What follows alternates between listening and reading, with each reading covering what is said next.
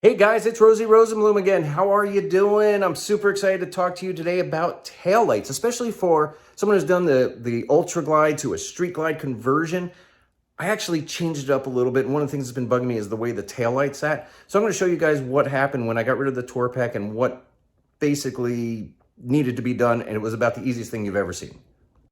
Okay guys, so this is the factory taillight. Now the factory taillight, you'll notice this is the way it sits on the bike.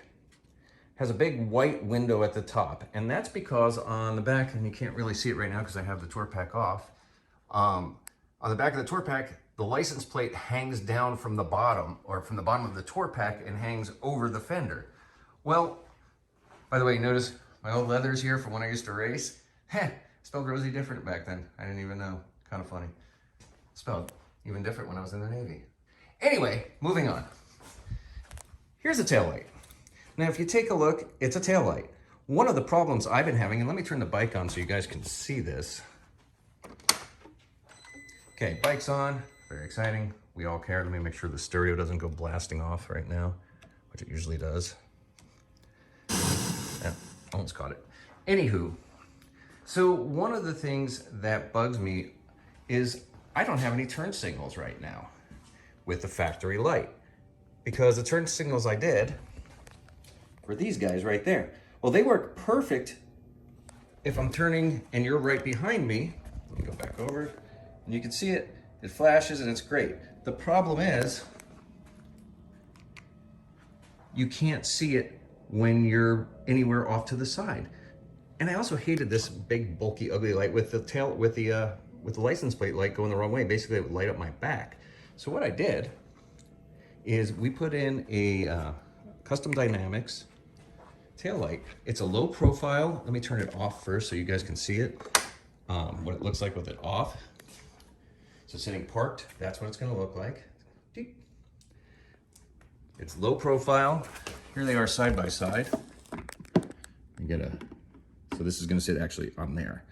That's factory, and this is dead even. It looks weird in the camera, but that's actually what the difference was. That's how big that light stood out, how much it stood out. You take a look, no matter where I put it, it's still huge compared to the other one. This one is a much lower profile. It's all LED bars going across the back. And the cool part is, because I lose these turn signals, if I'm off to the side right here, you can't see those. One's right there from Custom Dynamics. So now, here we go again, turning it on. Now you've got this great light, which, by the way, super bright light. And when I turn the turn signals on, and it's hard to see in the video, but that's actually an arrow going to the right on the turn signal. So now that lights up and you can actually see it from the side. You can see it during the day, see it at night. Much, much better, more visibility. And I'll tell you what, it looks a heck of a lot better. At night, there is nobody who's gonna miss me when I'm driving. It works out amazingly well. And it looks great.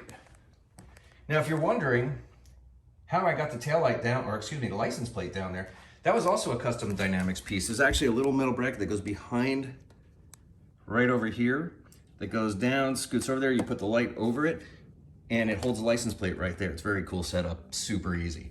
In case you're wondering what is required to do this light, it couldn't have been much easier. You take these two screws out right here, there's one on this side, one on that side. Take those two screws out, slide it out. There's, I think, 3 wires or 2 wires, and they just plug right in. There's no modification needed, and at least on my bike, I have an 019 Ultra. There was no modification necessary. I literally plugged it in and went, it can't be that simple. And guess what? It was. And it looks so much better. Really cleans up the lines of the bike.